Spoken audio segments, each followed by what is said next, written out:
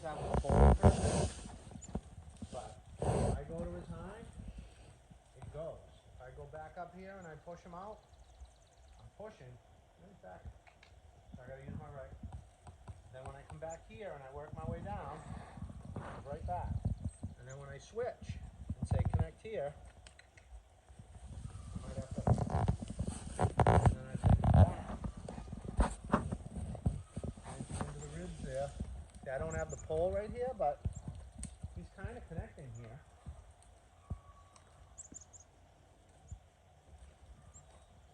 So I'm just going to transition from the hip to the nose. The hip. There we go. To the nose. Hip. To the nose. Yeah, so he got a little jumpy there because he got locked up. I put a little extra energy there. Might have been a little too much, but there we go.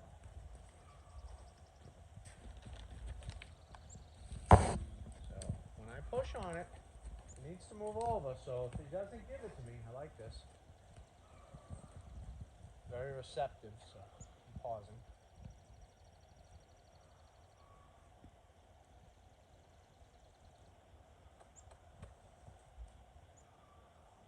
So I saw him lean back a little bit, so I just wanted to do a little something there.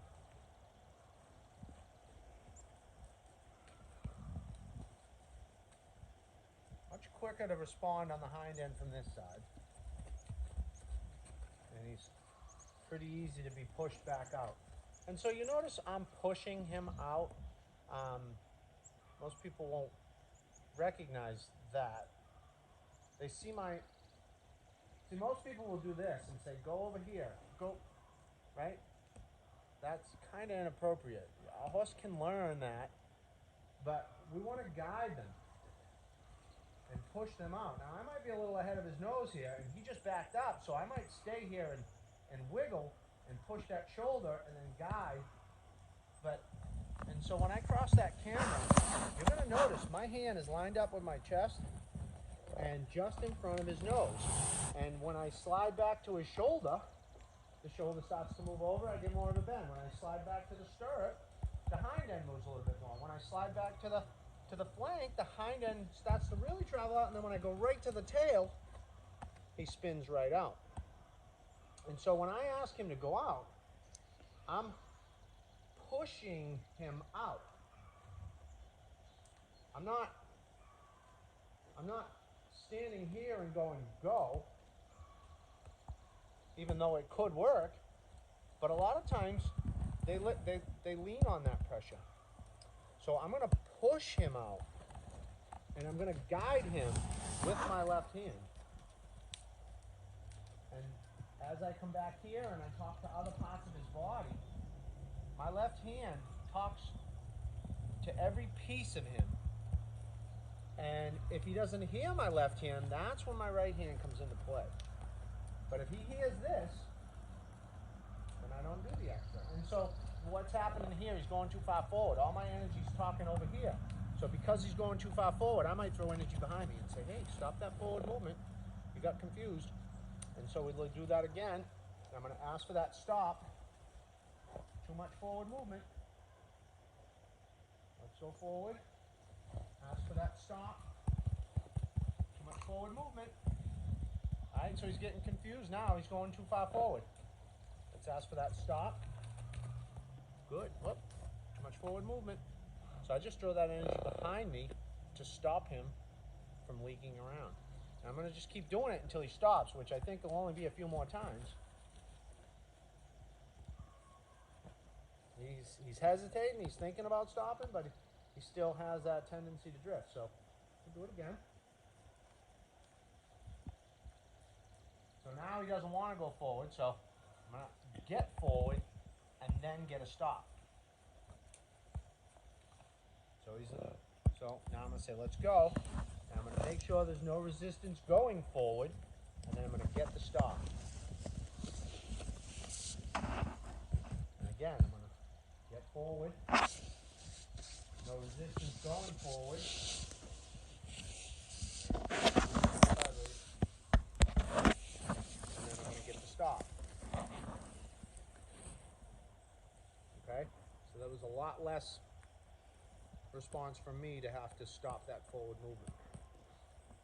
And so I'm going to go this way, but he's less likely to drift to his shoulder on this side. He'll just typically stop. He wants to get me back on his left side quickly.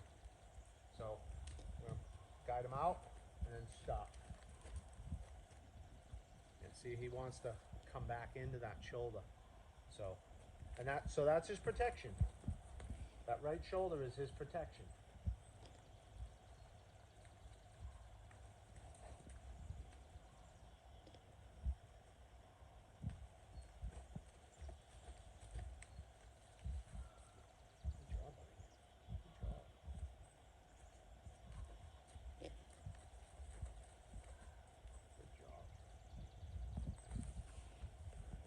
So I just want to go through some more mounting stuff.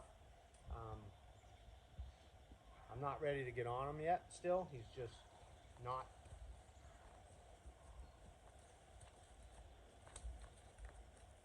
He's not calm enough. But I do want to be able to work on that mounting process. So there we go. Got a little emotional, so so anytime I notice something that is like escape or worry, I just go back to work in a way that explains to him that I'm gonna do something. Relax, wait it out. So I really like to see him relax. He's bending, that's awesome, so I'm gonna pause. But that head needs to come down, right? Because right now, he's up and he's hollowed out underneath this saddle. It's not going to be comfortable for him if I go to step up. So I really need to encourage him to lower that head and relax a little bit.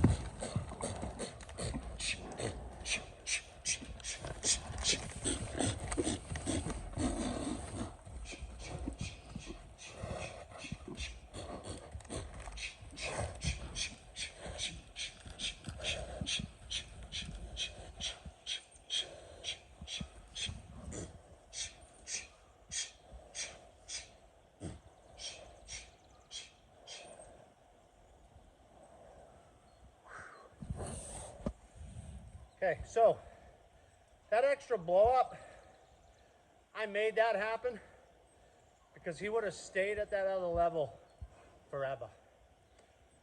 So I went to go for that stirrup and grab onto that stirrup and kind of ramp it up a little bit to say, hey, I'm not stopping until you let me there. And so even though he stopped, I still went over and grabbed that stirrup and pushed on that stirrup, and I kept making those noises so that he understood, I am going to keep doing that until you understand this is all I wanted to do. Was it worth it? Right? And the answer is going to be no, obviously. So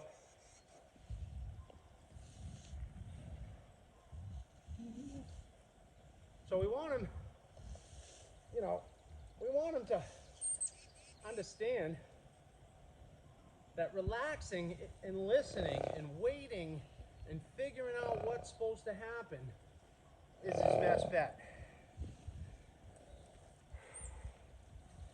I don't want to give him an or else, but at the same time, I don't want to quit and empower him to act like an idiot every time he doesn't like something. So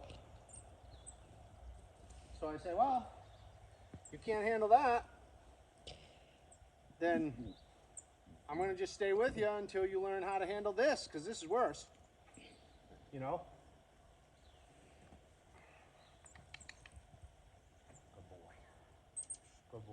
see he's full of emotion here. And I just want him to relax. I'm gonna wiggle that rope and just encourage him to soften. And each time he does, I'll take a second and pause. Good job, buddy. There's still a lot of tension here, though. You know.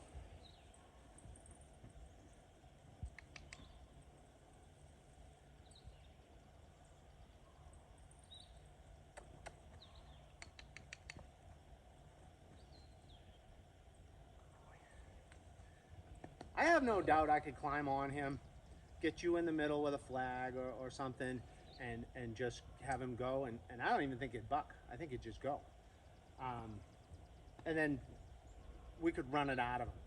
But seeing how he responds to round penning, that's too traumatizing for him. He needs full understanding of the program before, you know.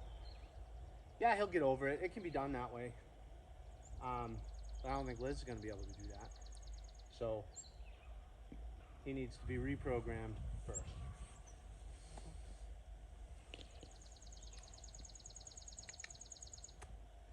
So I'm going to use my leg on his rib cage here just to ask him to relax. Use my leg on his rib cage again. Ask him to relax. If he doesn't, I'm going to wiggle my arm to get that rope moving. If that doesn't work, then I come over and grab it with my right hand. Go back to the other side where he had a problem with earlier.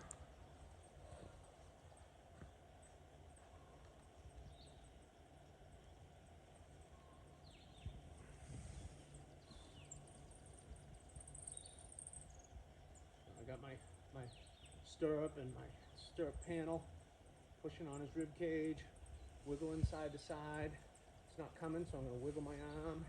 It's not coming, so I'm going to reach and grab it with my left hand. Try it again. Stir up in the ribs. It's coming. Not enough. Wiggle my arm. Kind of coming. Getting the better part of the belt. I'm gonna get right to this.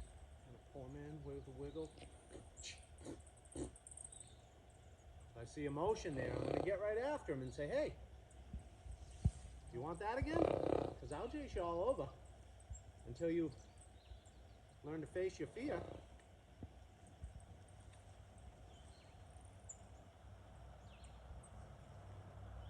And so it's got a little bit of an issue, so I'm just going to work on disengaging that hind end and ask it for softness on a nice light rein. Just let it hang on my thumb. Or I might have it on my fingertip, just like this.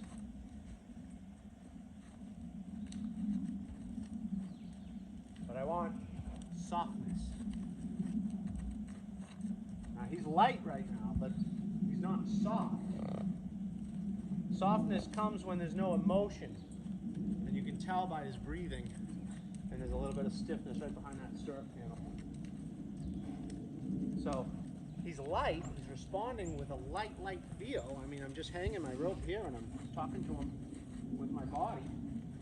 He's very, very light. He's not leaning on any pressure, but he's not soft. Softness comes when this lets go of everything.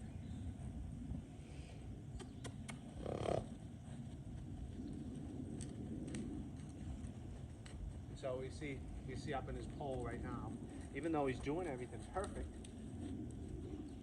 there's resistance in the mind that's showing up a little bit in the body.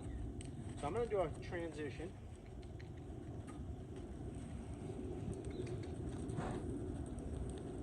And so when you notice that stuff and it doesn't seem to want to go away, just start doing transitions.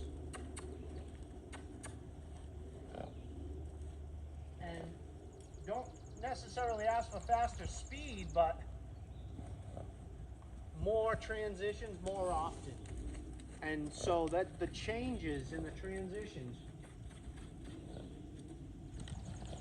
that's gonna bring up more emotion.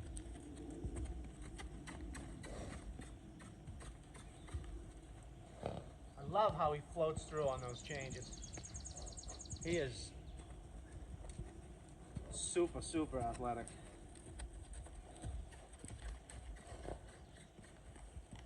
Now, I'm not asking for that trot, so I'm going to slow him down. I'm going to change again. As soon as I get you open, I'm going to change again. And so the more changes we do, the more emotional triggers we address, because it's that nervous system that the brain speaks to. The nerves fire the muscles, right? So if we activate muscles in a positive manner,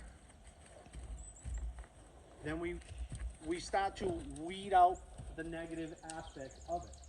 Because what's happening when you see emotion is they don't fully understand, so the energy is short-circuiting, and it's getting a different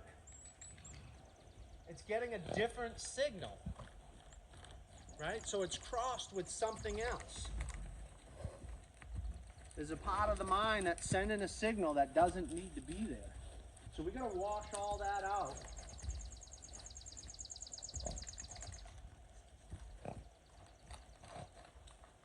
And transitions are probably the best way to do it. And you just keep doing it until they start to feel softer and lighter. Or you notice his breathing has changed, or yeah, that was nice.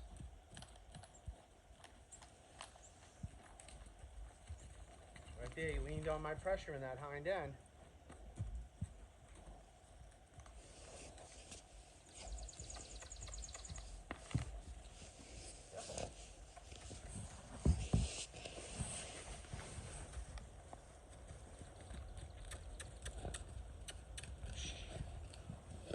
So right there, you lean on that pressure. So a little extra energy. Having a little trouble in the back end there.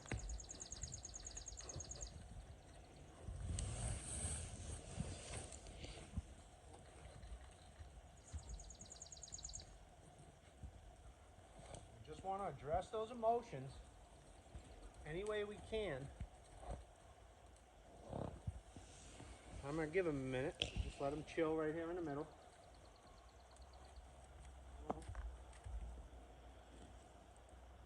Stay right there.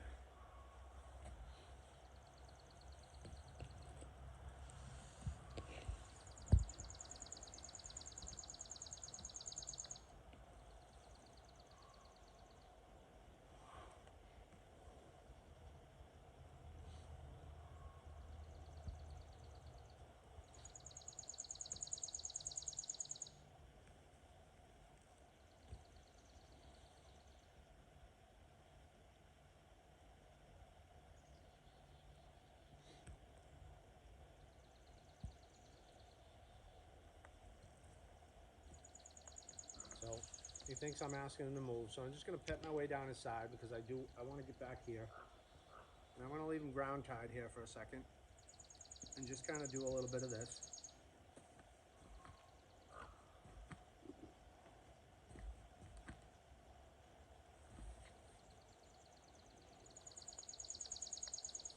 And if I can do the same thing on the other side, I'm going to quit. Because what I want to instill in him is that the process of someone getting on him is not something that warrants a total freak out. So I'll do it, and if he's behaving, I'll just put him away. I'll just take the saddle off and I'll put him away.